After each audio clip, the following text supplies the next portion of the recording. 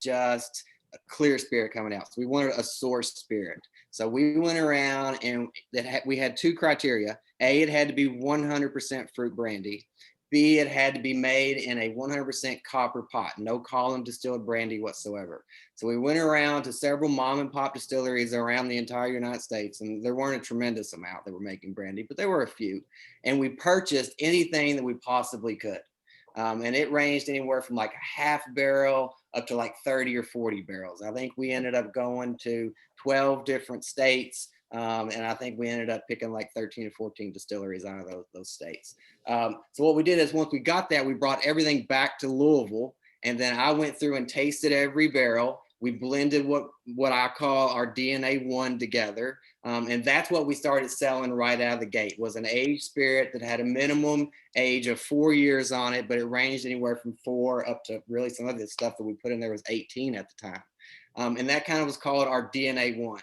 And then as we started distilling, we kind of wanted to make sure that we always had a little bit of that first DNA in all of our future iterations. So the way we figured on doing that was by doing that Solera-like method where we constantly blended. So we would blend young spirit into our first DNA, and then we would take that first DNA one and blend it into our 2, our 3, our 4, our 5, just to kind of make sure a little bit of that heart and soul of the very first year that we started and what got us into Copper and Kings is always there. So I'm not going to say these days it's so much of a consistency aspect because we've grown so much and we're distilling so much more as an ethos or a soul, so to speak, of our style, if that makes sense. I think it does. I think it does. Well, we kind of started launching into chit-chatting, but I probably should say that I'm Shannon Healy, and this is Luke Zaber, and we are sitting here delighted this evening to have Brandon O'Daniel on the Zoom here with us to talk all about Copper and Kings, the distillery that makes brandy in Louisville, Kentucky. I can't wait to really dive into this, but maybe we can start by, this is the flagship brandy, and if maybe you could walk us through kind of some tasting notes or like the nose and the palate of this brandy before we start really riffing. Sure. So this is, as you mentioned, our flagship. This represents about 65% of our overall sales right now. This is my baby and my heart and soul, and what we really spend a tremendous amount of our time perfecting and making sure it's right. This is a blend of 4 great varieties. We have Chenin Blanc, French Colombard, Muscat Alexander, and Thompson Seedless in there. The first 3 are at 30% each. The 4th one there is at 10%. All of these grapes were chosen for several reasons. And all of these grapes mainly are grown in about an hour and a half outside of Fresno. Now, the first 3 grapes, the Chenin, the French Colombard, and the Muscat, those are classic brandy grapes that have really rich traditions, especially in European brandies and South African brandies. You don't see them a lot nowadays, but as far as old world brandies go, those were the 3 princes. Now, Thompson Seedless, the reason why I put that in 10% really kind of is an ode to American brandy, because you see a lot of that in American brandies, especially big commercial brandies. And plus, I found that when I barrel age Thompson, it actually gives a really nice whiskey note. And because I'm making brandy for the bourbon drinker, that whiskey note is really, really important to me. So that Thompson actually gives a small portion to that little bit of that bourbon whiskey tang that we're getting in the barrel, or in the brandy. Now, the main portion though that we're getting that brandy for the bourbon drinker is through the bourbon barrels, and that's one of the main reasons why we're actually here in Kentucky and not out in California or not up in Michigan or Oregon or Washington, where there's a tremendous amount of horticulture and fruit grown. We're in Louisville because we're actually chasing that used bourbon barrel. That bourbon barrel is going to give me 65% of my overall taste profile. And Kentucky is the only place in the world where I have such a wide selection of bourbon barrels that were dumped that morning that I can go and walk on the dock that day right after lunch, smell the 100 that I want for that batch, and have them filled that afternoon at the distillery. There's just nowhere else in the world where I can do that. Also, 86% of all brandy consumption in the United States is east of the Mississippi. So Louisville, as far as interstate traffic and just moving, that amount of alcohol really kind of made sense for us. Yes, the grapes are out in California. Our apples are up in Michigan. But we really felt like making, our style of brandy, we had to be in bourbon country. Cool. Cool. Is there anyone in particular that you're getting barrels from, or is it just kind of all over? So the rule is they have to be an in-state Kentucky distillery. We use a few. Right now, though, I have completely fallen in love with Wild Turkey.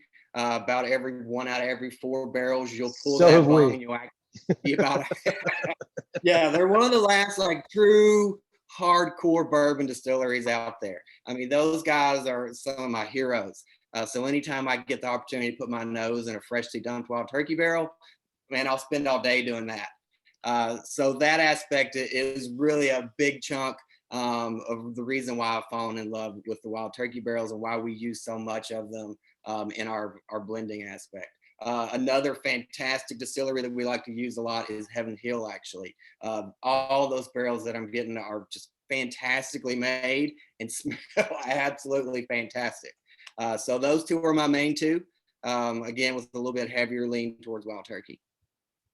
Excellent. Well, we're trying to get the Wild Turkey fellas on this little podcasty thing, but we do have Bernie Lovers and Lynn House, both from Heaven Hill, coming up on future episodes next month and the month after. We're really excited about talking to the folks at Heaven Hill because we are also fans.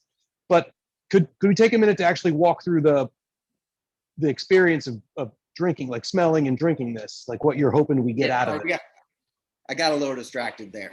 Yeah, oh, that's awesome. It's a beautiful distraction. You got 4 grape varieties there. Now, this is right now, the minimum age on this brandy is 4 years old, but the majority of this is actually a 5-year-old grape brandy. I'd say about 70% is 5 years old, 5% is 4 years old, and then the rest is a 6+. So when you go to drink brandies, typically I find a traditional brandy starts out really smooth and sweet, almost honey-like, on the very front of the palate. As you drink it, it kind of dissipates, and the mid palate on a traditional brandy is, in my opinion, a little lackluster, and then it finishes smooth and sweet.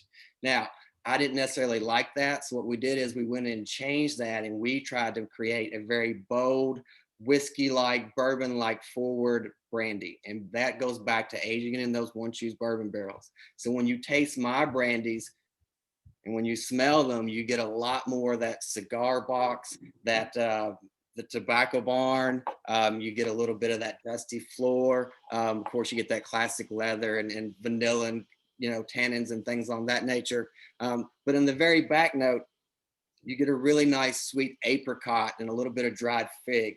And especially with the grape, I get a lot of dried, just red fruit in general, raisins and cranberries, and of course grapes as well. And then as you taste it, the front of the palate again gives you that nice sweet honey-like, brandy sense, but there's something else there, especially as it moves back on the palate. When it gets to the mid palate, I think that my brandy absolutely explodes, and you get a lot of those bourbon notes. You get a little bit of that tang and that little bit of heat. You kind of it kind of fills in to where it really sits nice on the palate. And then as it goes back towards the end and you consume it, again, it kind of really smooths out and goes back into that honey note. So I kind of find it's the best of both worlds. We get that smoothness from the brandy, the boldness from the whiskey and the bourbon, and then it finishes nice and smooth. The aftertaste, in my opinion, is absolutely fantastic. It lingers for absolute forever. And it's one of those things that as soon as you set it down, I find myself reaching back for it again. Yeah, I haven't done a good job of taking it slow on this one. So 2 things. I like how chewy it is. Like, it's not, even the big marks in cognac have a lot lighter profile. And this has really got more of the thing you're even hoping for in a bourbon. Like, it's got some viscosity. You mentioned the heat, which is notable. You're bottling at 90 proof. Most of the folks in the same category are bottling at 80. Is that correct?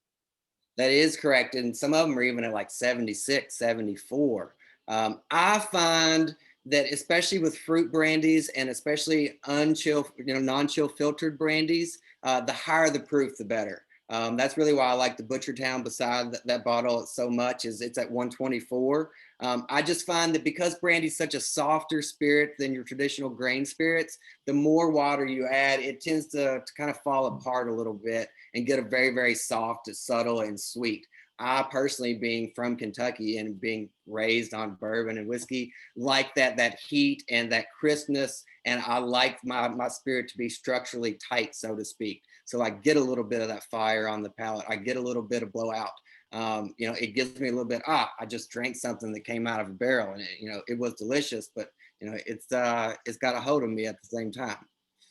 Well, what's interesting is I can see how, we can see how the barrel and your Kentucky heritage clearly plays into how you've decided to make brandy.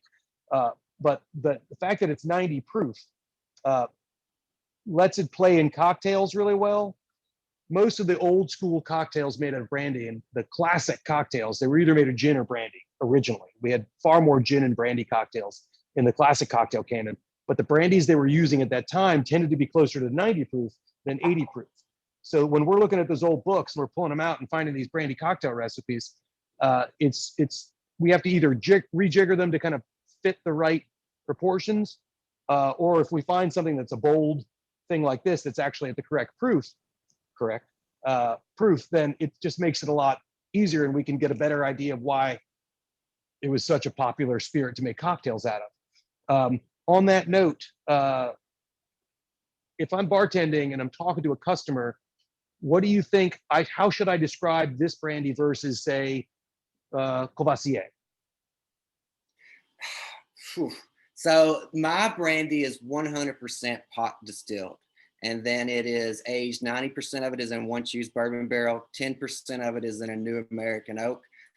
It's aged for a minimum of 4 years, with the majority of that spirit being in the sweet spot of the 5+. And it is designed for the cocktail. It's an extra 10 proof points. It has a little bit more of that bourbon note to it. It is the bourbon for the brandy drinker. We like to say that your next favorite bourbon is a brandy, as to all our guests that come in.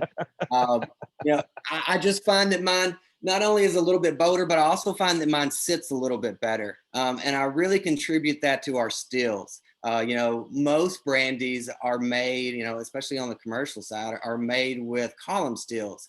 And that's basically jacking the proof way up there and then dropping it down with water to barrel proof, and then letting the barrel do 80 to 75% of the work. Where we're doing pot stills, and I'm only taking my spirit up to like 130, 128. And then it's getting barreled at 128 for grape, 125 for apple. And then we're only dropping just maybe a third of the overall product as water to go from, barrel proof down to bottle proof. So there's a lot more of those fats, oils, and lipids in my spirit compared to a lot of these other commercial brandies, mainly because of the style of still I'm using, the fact that I'm non-chill filtering it, and the fact that we're doing small batch aged in, fresh dumped Kentucky bourbon barrels with a 10% addition of a number 2 char New American oak. Okay. Well, it seems like we're talking a lot about cocktails, but the proof is in the pudding, it seems like. And Luke has got, because I'm going to be standing over here and letting him do the work. He's going to make a couple of cocktails during the segment. So the first one, what do we call the first one here? The first one is Metropolitan, but I can't ever say it. Metropolitan. Metropolitan. So this is an old school cocktail. When vermouths hit the scene like in a big way in America in the 1800s, the bartenders, of course, did what bartenders always do, which, if you were around 15 years ago and you saw what happened when Saint Germain hit, everybody used it in everything, and they tried, bartenders catch up. Well, the same thing happened, 150 years ago with vermouth. So, which is why we have all of the vermouth-based classic cocktails, including the Manhattan famously. And this looks like a Manhattan variation, but it's probably from around the same time. And it's basically how you'd make a Manhattan, but with brandy. So we're going to whip up 3 ones quick here. And what's our proportions here? What are we doing? So the proportions on here, we use 4 dashes of Angostura cacao. I can't speak Cacao? at all. Cacao today. Me and words. We have 3/4 ounce of Carpano Antico, and then we're using 2 ounces of the American brandy. Ooh, all right. This one. So now the one deviation from classic, of course, is that we're using cacao. But your brandy really seems to have that kind of chocolatey bottom end to it. So we thought this might be fun instead of just leaning on Angostura or orange, which orange and brandy, of course, is an obvious move. But we were really pleased with the interplay of these bitters with your brandy specifically. Have you had a chance to play around with different bitters specifically, but other cocktail ingredients that you like with your brandy? I do, yes. We actually make a few bitters there in-house. So I have a master's degree in horticulture. So anytime I get the opportunity to play with plants and extracts like that and alcohol, I'm pretty happy camper. So yeah, and then we also have a 3rd floor brandy bar that we installed 2 years ago. So every time that after work, you'll often catch us upstairs and, we're messing around with cocktails, or at least watching the bartenders do it. We have a little 50-gallon pot as well. So we're always making small batches of, Fernet-like and Amaros and vermouths and stuff for the bar. So yeah, we like to play around a lot. Outstanding. Outstanding. So you have a 50-gallon still as well, you said? Yes, so we actually have 4 pot stills at the moment. We have a 2,000-gallon pot. Her name is Rosemarie. We have a 1,000-gallon still. Her name is Isis. A 750-gallon still. Her name is Magdalena. And a 50-gallon still, and her name is Sarah. All of those stills were named after Bob Dylan songs. The first 3. You didn't know Louise? No, Louise yet. I've got room for 2 more with our current system. So hopefully, when brandy really takes off in America, we're going to have a little bit more extra capacity to add. Excellent. A few more ladies to the family. A few more ladies. Outstanding. So Luke's going to go ahead and garnish with a little swath of orange here. Just give it a little bit on top. We didn't want to completely, forget about the orange.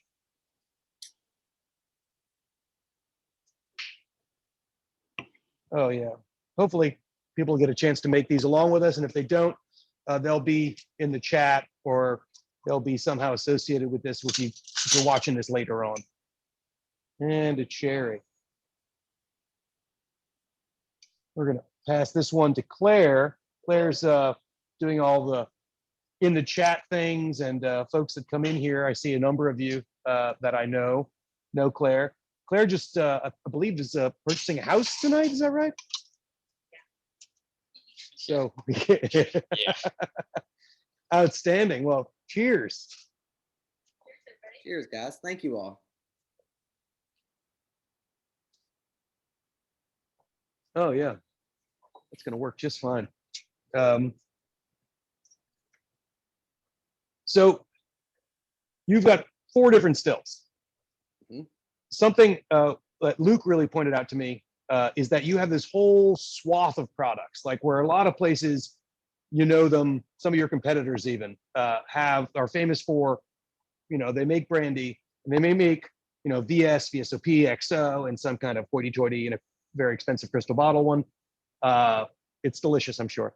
But you guys aren't just doing that. You're doing great brandy, but then you're doing apple brandy, and then liqueurs, it looks like, and all a gin, absinthe. You guys are really spreading out. What was the thought process behind that idea, instead of trying to go all one product, or like really hang your head on one product, to spread out the field a little bit? So we started out as great brandy producers, and that has always been what we do. And we are a great brandy, or a brandy house. And the great brandy is the majority of our spirits.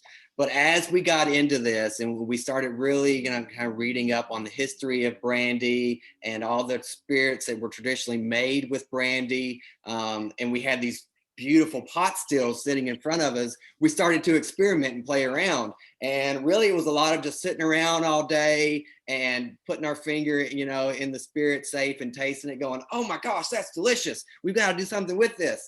And then just one thing led into the other, and it became really just, a project of pure passion. Everything that we have put out, I've thoroughly enjoyed making.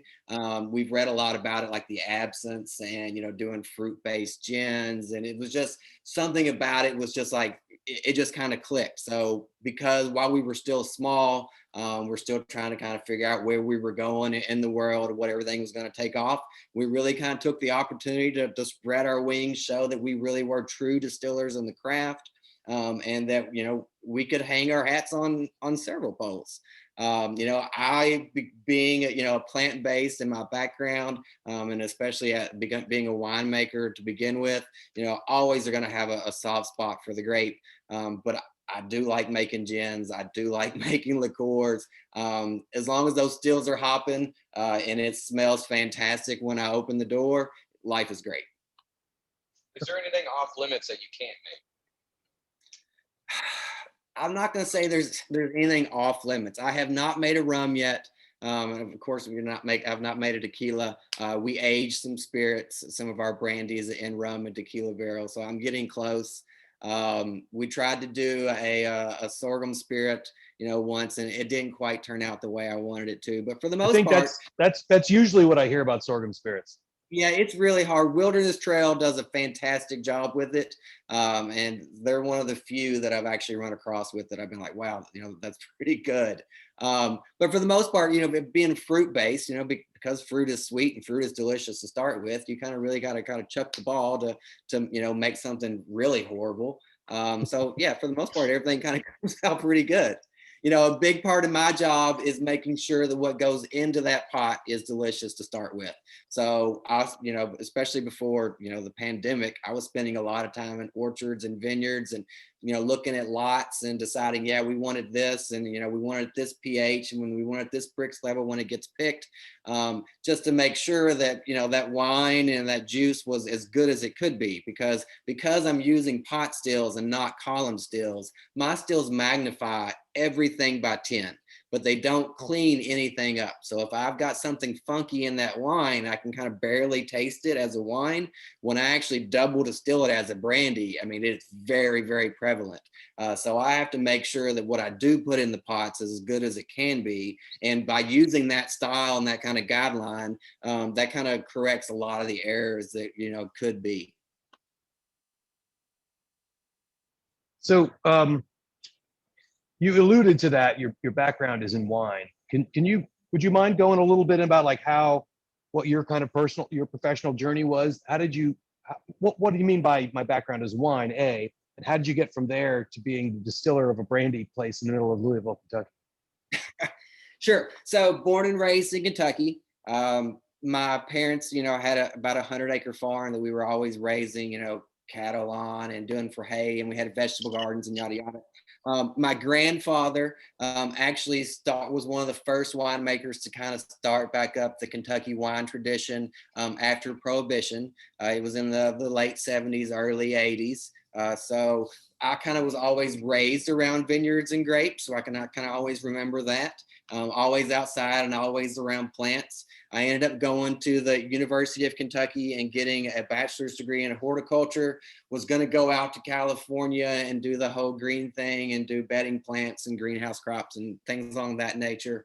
And I needed a senior project. So my cousin had just moved back and he was into viticulture and winemaking a little bit as well.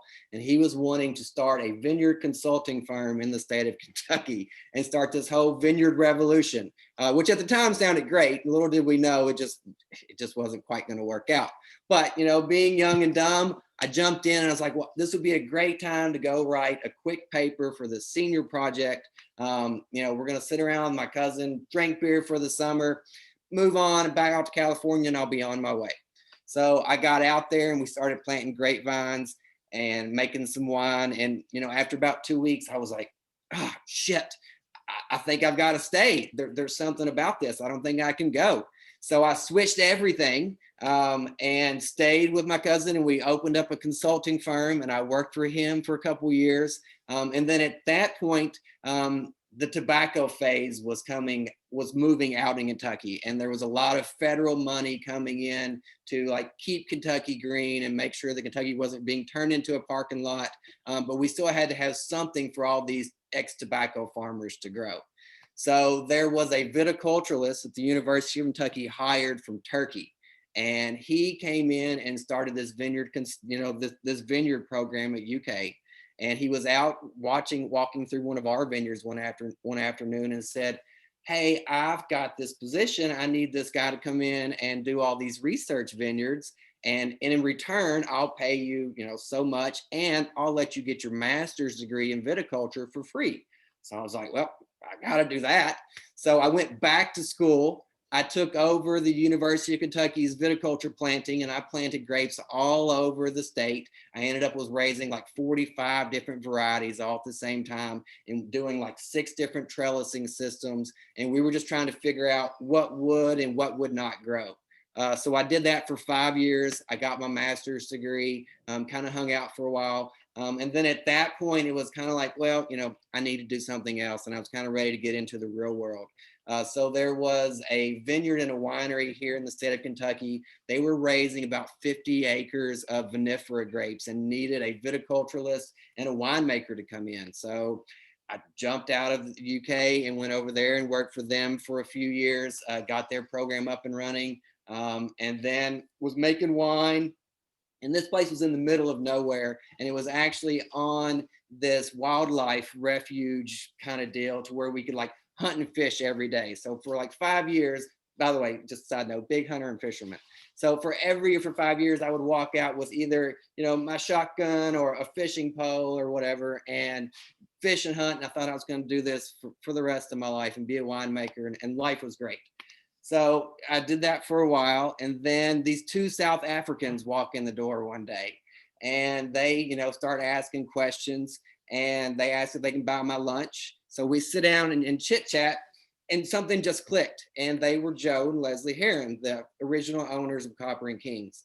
So they were really interested at the time in opening an American brandy company, and they wanted to distill native grapes. And they had done a bunch of research, and I was one of the leading, or not necessarily leading, but I was growing and fermenting a tremendous amount of American variety grapes. And I was probably one of the top winemakers as far as that goes in the state of Kentucky, if not in the 3 or 4 state range. So they tracked me down. They actually found a bottle that I had made of Catawba in college for some reason or somehow, and they had fallen in love with that, and that's how they got my name. So they asked me to start making some American varieties for them, and they were going to start distilling them. So I made a few batches of Concord. I made a few batches of Niagara. I did some Norton for them. And they turned out all right, but they weren't necessarily where they wanted them to be. So I kind of thought the job was done, and I kind of moved on about my day, went back to fishing in the mornings and making wine in the afternoons. And then one day he gave me a call and said, we've built this distillery. We'd like you to come up, and, we feel like we should at least interview you if you're interested. So I drove up to Louisville, which was about an hour and a half from where I was living at the moment. Walked in, and there sat these, at the time, 3 just bright and shiny copper pot stills. And I was like, oh, I've got to touch those. So, I at that moment I was sold, and we chit chat a little bit more and drank quite a bit that evening. Brought the wife up, and, we kind of hung out. And then the next day I turned in my month's resignation at the winery. And then we started getting ready to move to Louisville. And then from that point, I was the distiller for Copper and Kings. A couple of questions, because that was a fantastic. That's everybody has an interesting backstory, as it turns out, and yours does not disappoint. So, a couple of questions. You said, so North Carolina has the Yadkin Valley, right? And they used to, the governor, 3 governors ago, used to send out these letters to us in the restaurant and bar business, telling us it'd be so helpful if we would, sell more of this product. But it was by and large awful at the time. And my theory about why it was awful is that they were just trying to grow like the most popular vinifera grapes possible, right? And they weren't necessarily the grapes that suited our climate. And you said you were trying to figure out what grapes could be grown in Kentucky and what grapes should be grown in Kentucky. What did you like? What were those grapes? Cool.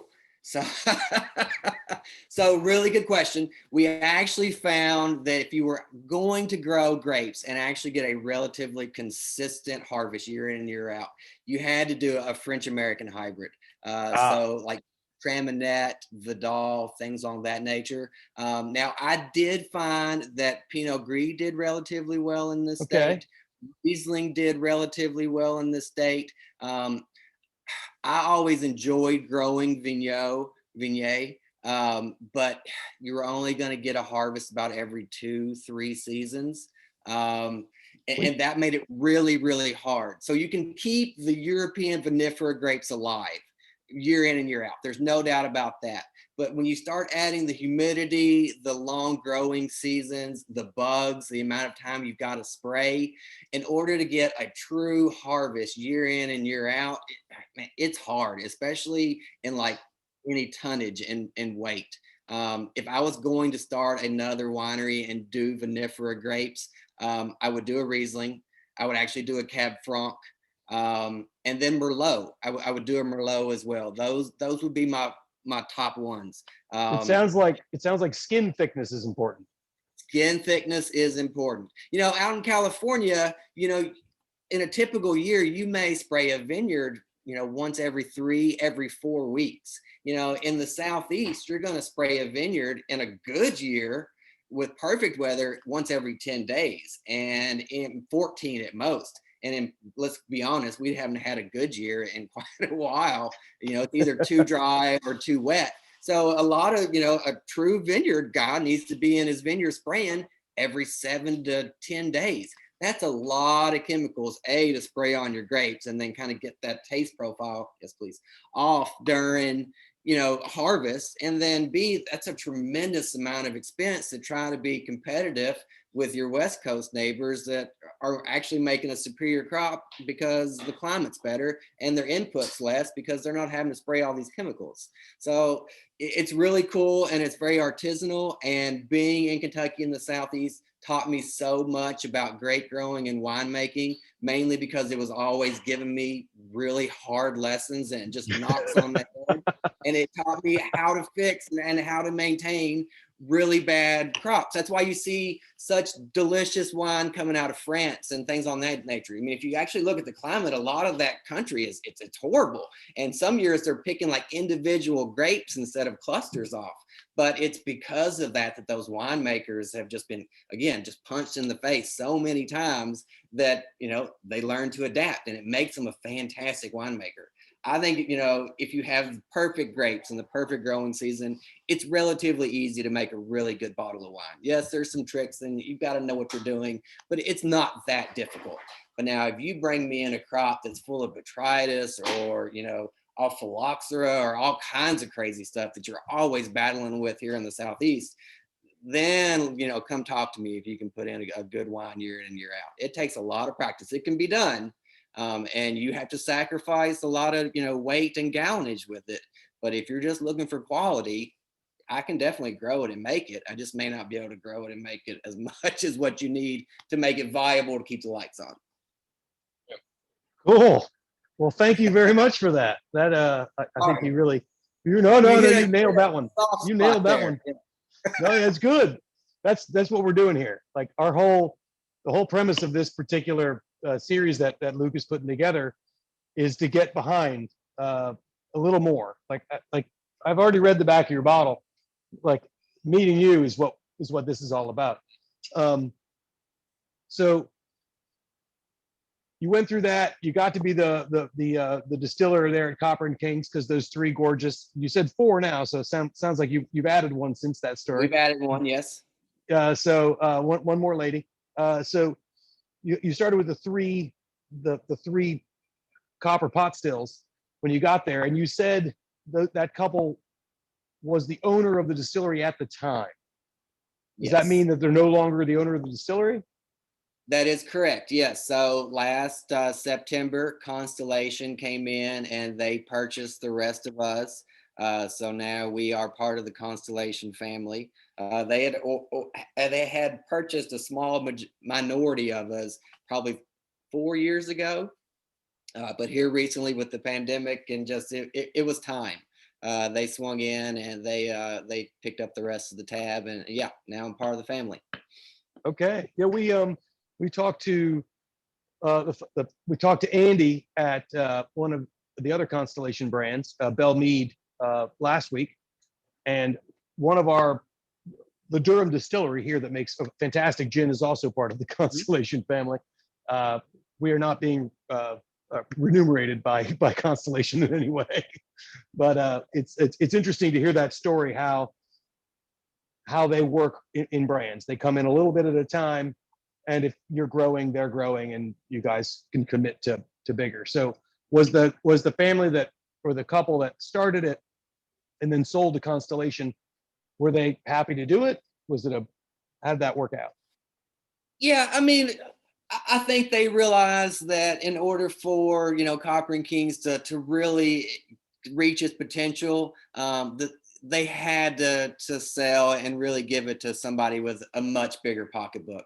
The spirit industry, the amount of like just overall income you have to sink into it and hope you can see it come back in a certain amount of years it's crazy. And the fact that Joe and Leslie even attempted it speaks so highly of them. They're actually beverage entrepreneurs. This was not that their first business, so that they're kind of known for that. They kind of like to see where the next thing is going to be, get in it, really kind of own it the best they can. And then, when they see the next thing, they're moving on to that.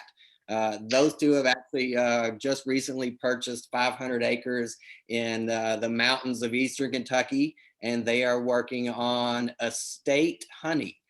So they've really got into honeybees and, really gotten into that, and they have really high hopes.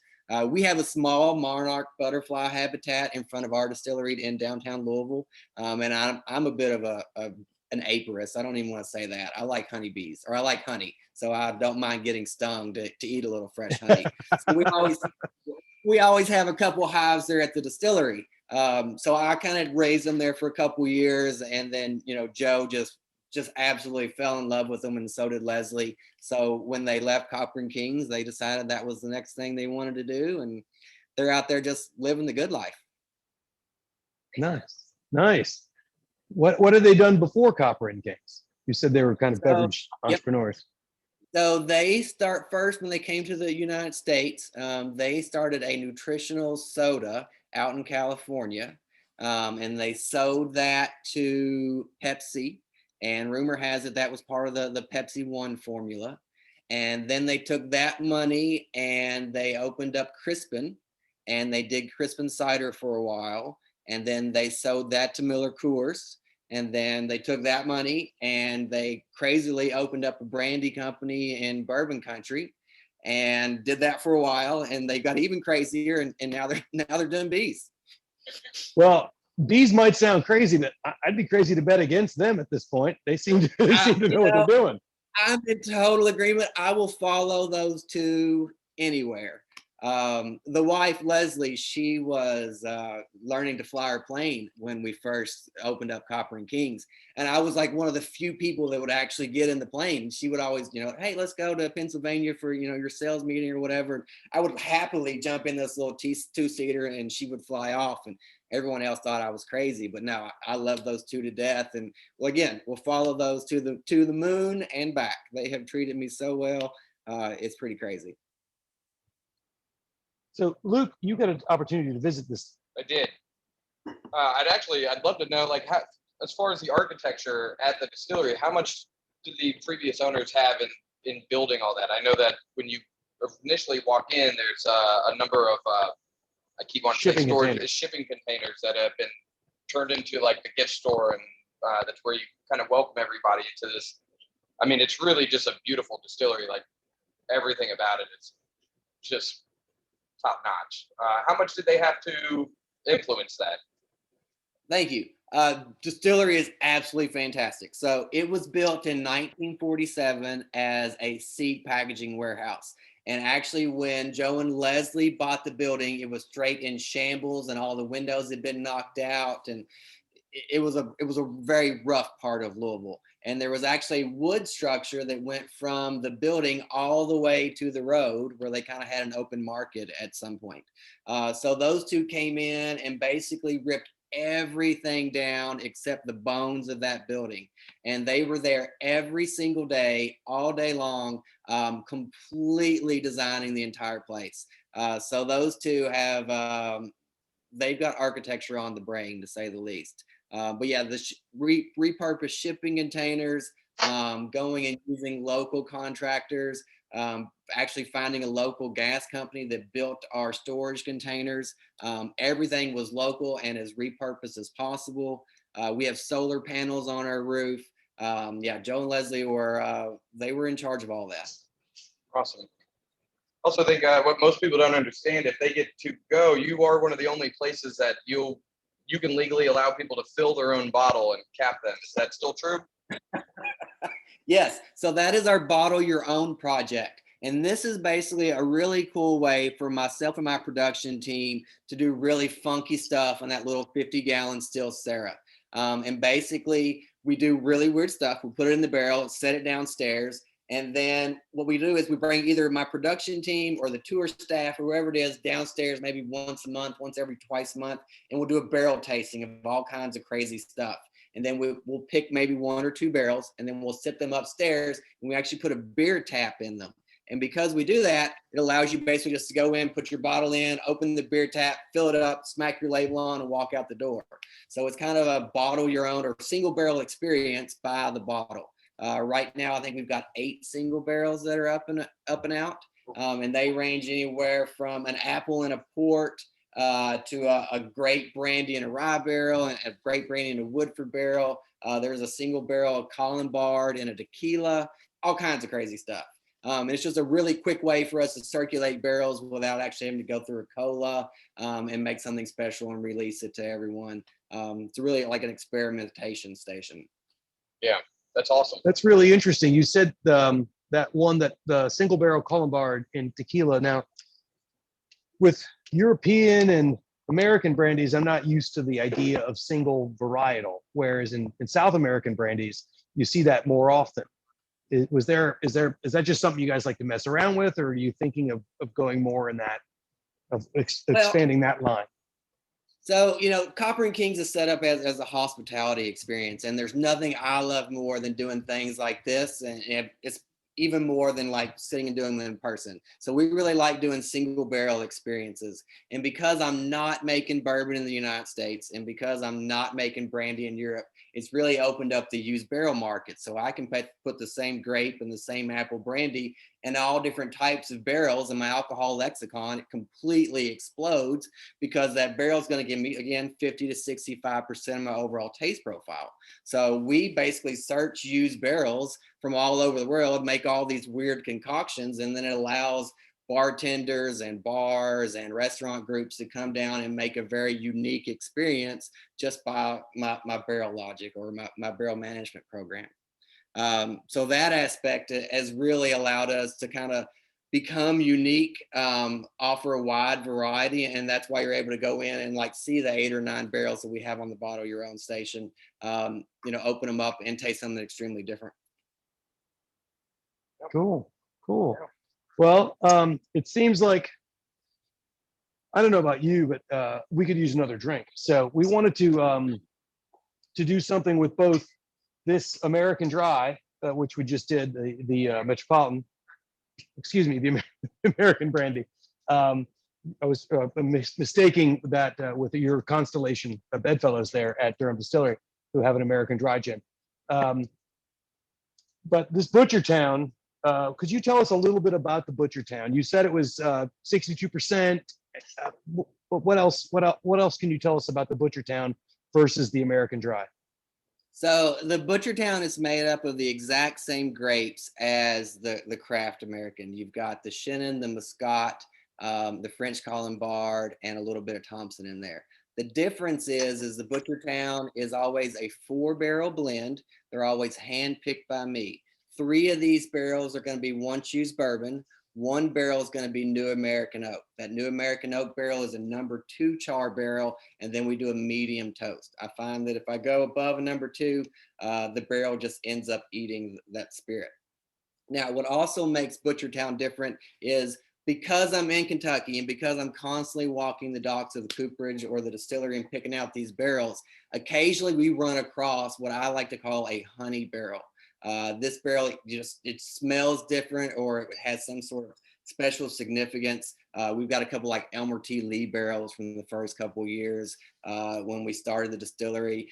Distiller select barrels from Four Roses or whatever it may be. So when I find these barrels, we will fill them with new make and then set them aside. Now, also, as we're dumping our craft grape there, we're smelling and tasting every barrel that goes into the blend. So as we're doing this, occasionally we run across a barrel again that just kind of sticks out and just speaks to us. And when we find those barrels, we pull them out of the blend and set them aside. So when I go to make the Butchertown, I go back and I look at all these notes that we've taken on all these particular barrels that we pulled out of the blend, and we kind of use those notes as puzzle pieces, and we try to fit this 4-piece puzzle together to make a small batch of something that is absolutely fantastic, special, and slightly different each little batch. It's again kind of gives you that single barrel experience, but on a little bit larger scale, so that I can offer it to people outside of the distillery and outside of the state. Cool. One thing you said there that I just wanted to make sure I heard correct is because you really sold us all on your access to Wild Turkey barrels. No, seriously. No, but all these other great source for getting all these great used barrels.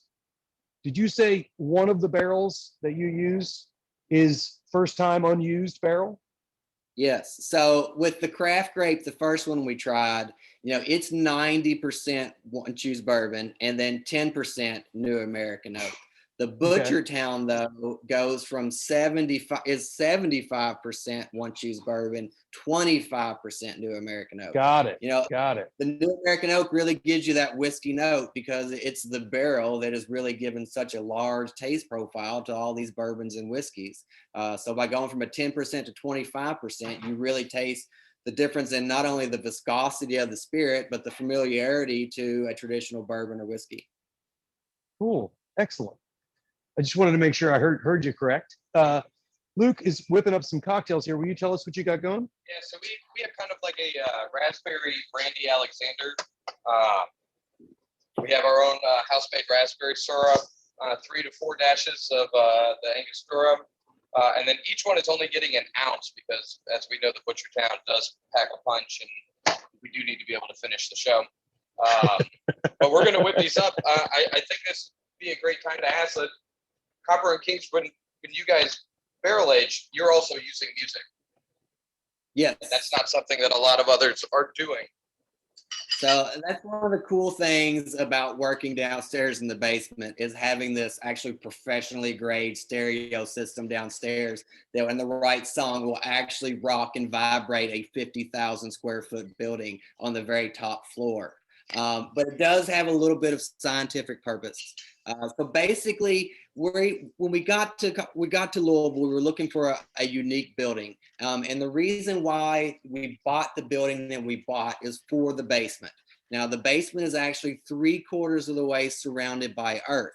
So when you go downstairs, yes, it gets hot in the summer, and yes, it gets cold in the winter, but my heat and cold transitions are very slow and very smooth, especially compared to an outdoor rick house that you would see in my area, where it's constantly that heat cycle is in and out, and distillers and, maturation blenders and all that are just really searching for that punch, okay?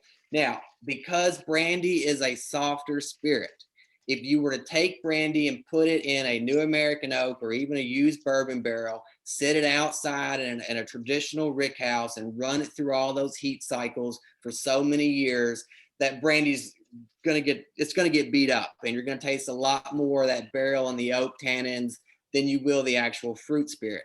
So by putting these barrels in a basement, We're actually more concerned about the barometric pressure changes than we are the heat cycles. So my brandy does go in and out of the barrel, but it's at a much smoother, much slower transition. So instead of a punch, it's more of like a caress. All right, we're more of a lover instead of a fighter when it comes to alcohol and emotions. Okay, Michael.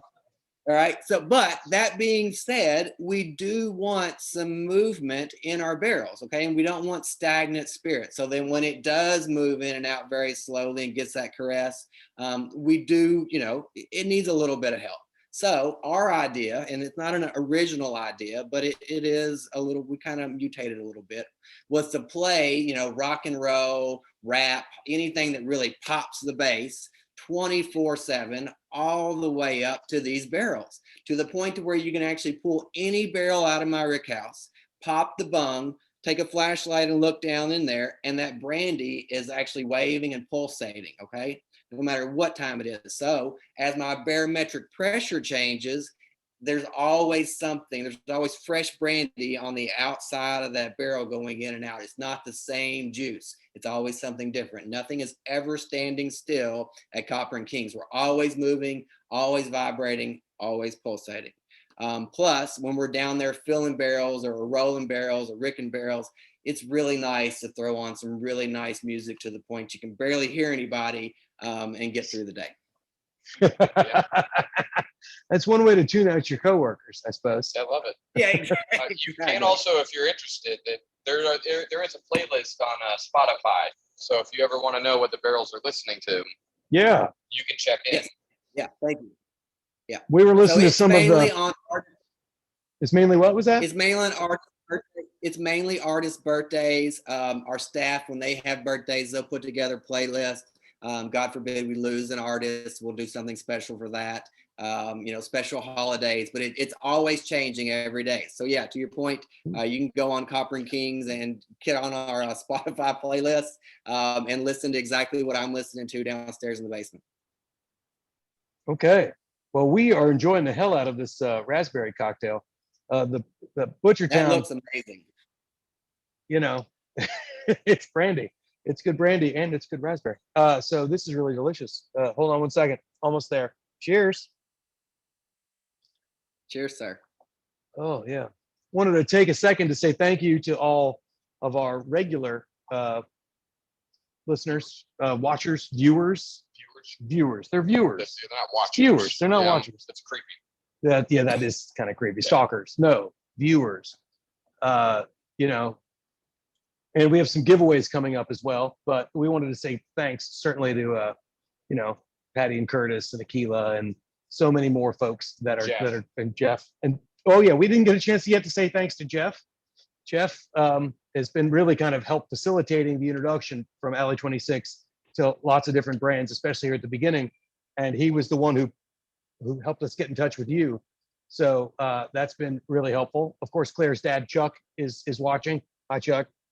I wanted to thank everybody for watching and everybody for helping, especially Jeff.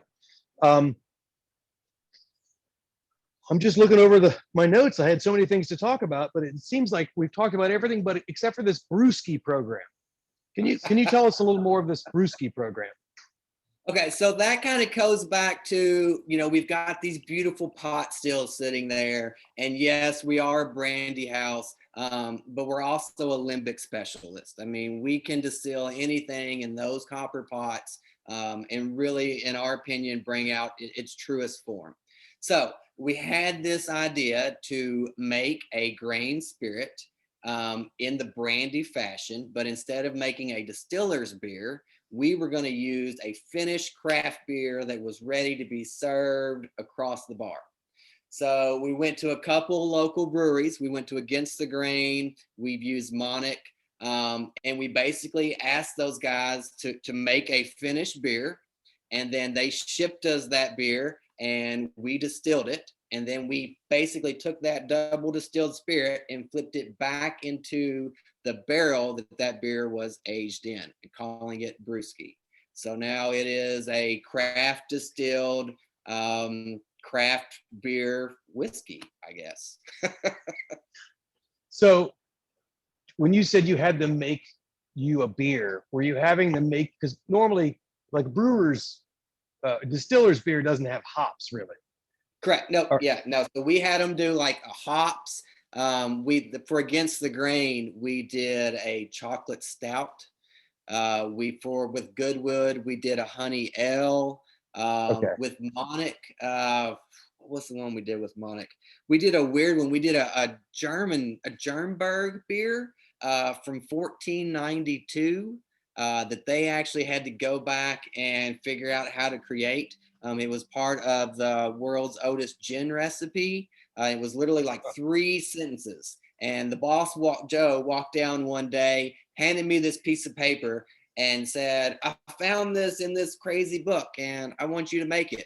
And it was like 2 handfuls of cloves and, just weird other random stuff that had like no dedication. He's like, just figure it out. So I contacted the guys at Monic and they were like, well, I have no clue what this beer is, but we'll figure it out. So they did.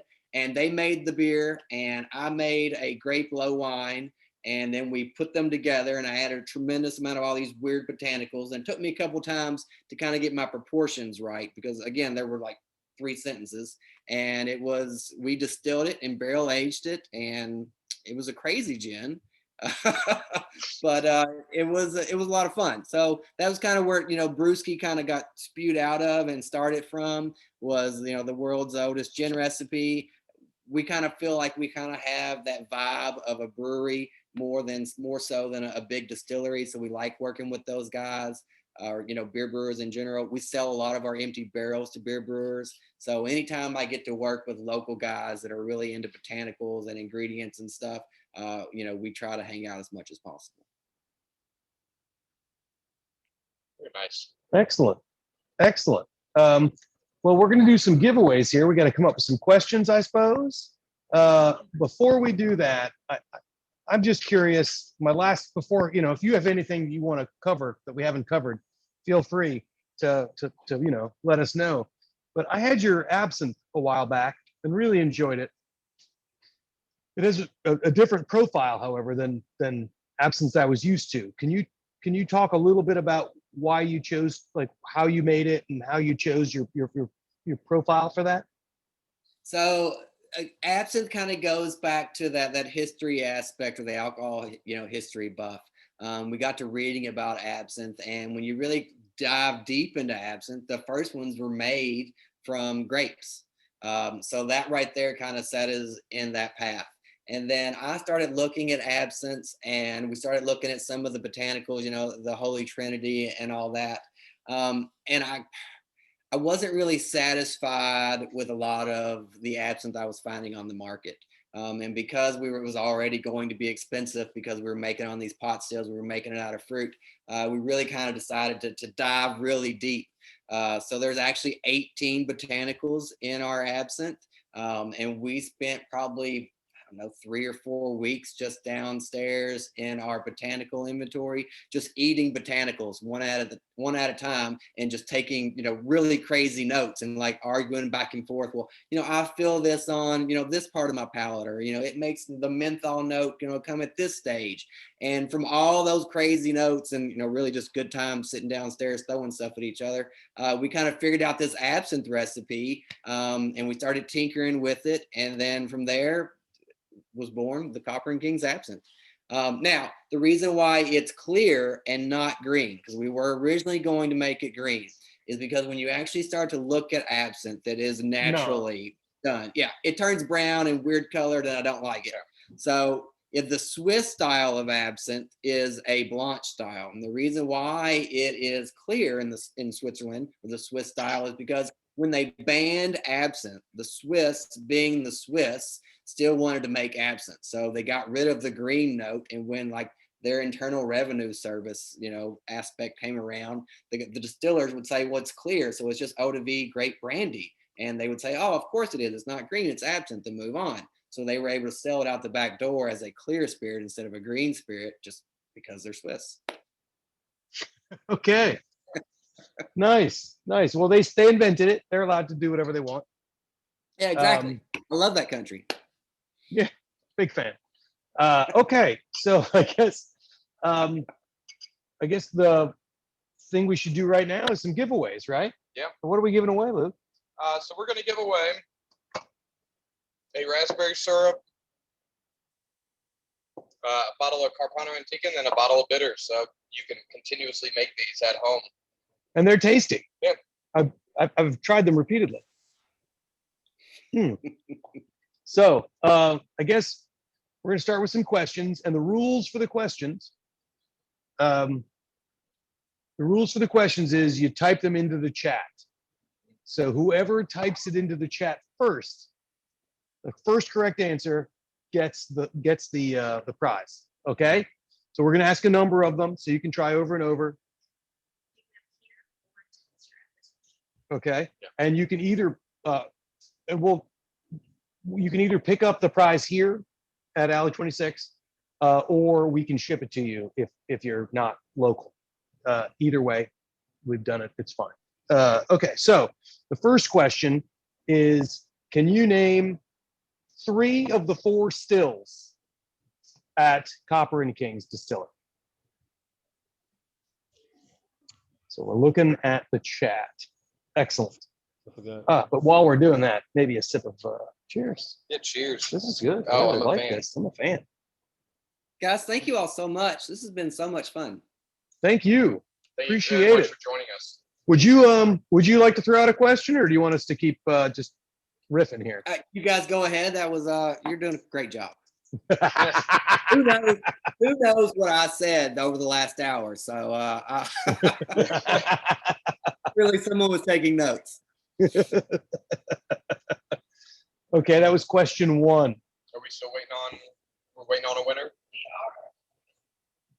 Still waiting on a winner for question 1, but we're going to put a pin in that and move on to question 2. You can always say question 1, here's the answer. Question 2, what percentage of brandy sales in America come from east of the Mississippi? According to me. What was that?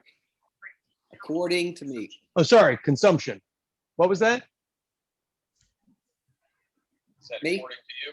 According to Yes, you. according to me. Put that asterisk in there. Yeah, Yes.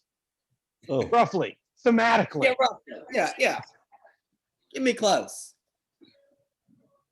Got lots of close answers, but no cigar. Lots of Close. close answers. You can answer more than once. What is the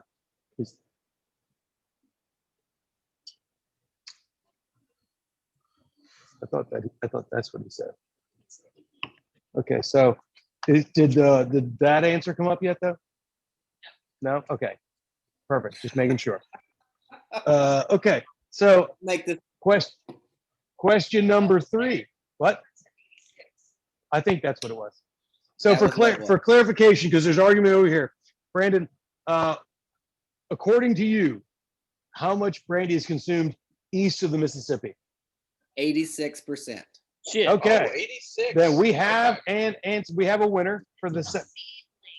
Pardon me? Kelsey Lynn. Kelsey. Congratulations to Kelsey. Thank you, Kelsey. You're the proud owner of some good stuff to make some good drinks. Are you local? Are you local, Kelsey? I think you can just tell Yes, us actually. yeah, I am local. I'm in Durham. I'm just down the street from you guys. Oh, great. Great. This is wonderful. This is wonderful. Stop by whenever works for you. Or when we're here is good. I But if you will. seriously, if you Claire is handling this, her Okay. email address is Claire, CLAIRE at alley26, all letters, no numbers.com. It's in the chat now. Feel free to send her an email and you guys can arrange when you can pick it up. Thank you so Okay, much. so thank you. We have Jesus answer Christ. Number 1, Aquila. Aquila, I'm so Okay. shocked. Sarah Jacqueline.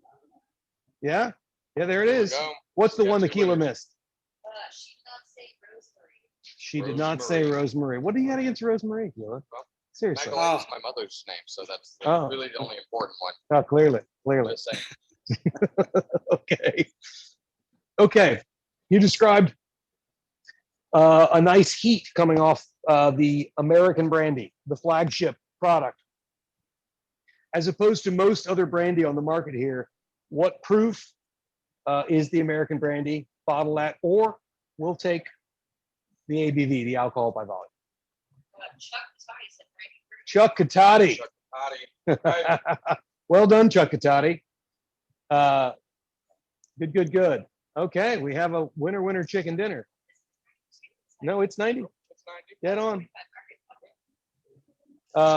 Okay, Luke, do you have any more of these questions, or Brandon, would you like to throw out a question? No, I'm good. That was fun. Those were fantastic questions. Nice job, guys. Okay, No, I think that's it for me. sounds great. I want to thank everybody. We want to thank everybody. Everybody that we certainly want to thank Brandon and everybody at Copper and Kings that helped introduce us to you. Thank your team over there. Really appreciate it. We want to thank Jeff, of course, for helping us really put this together. Jeff, did you want to say something? You're on this call, aren't you? I mean, yeah, no, I just want to say again, thanks everyone for coming.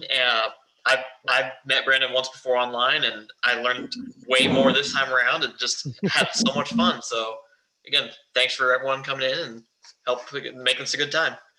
Appreciate it. Brandon helped us with a couple of these so far, and we're really appreciative of him making the connections here. And I want to thank you all for watching, of course, and Claire for actually doing all the work while Luke and I made some drinks and had a really good conversation. So, Brandon, thank you again for tuning in or for being a part of this, and thank everybody for tuning in. And that's we'll have this available online. We're going to save this so you can, if you want to see it again for some reason, you're, I don't know, crazy, or somebody missed it and wants to see it, it'll be on our YouTube channel. We'll start posting the recipes for everything. We're going to start posting the recipes a little farther in advance, like for like tomorrow's for next week's, and keep an eye on the calendar coming up. Luke, who do we got next week? Next week we have Brett Barish, who is the owner of Sovereign Brands. You may know Bumbu Rum or the Queen and the Violet Frog, with a number of other brands, but that should be a really interesting one.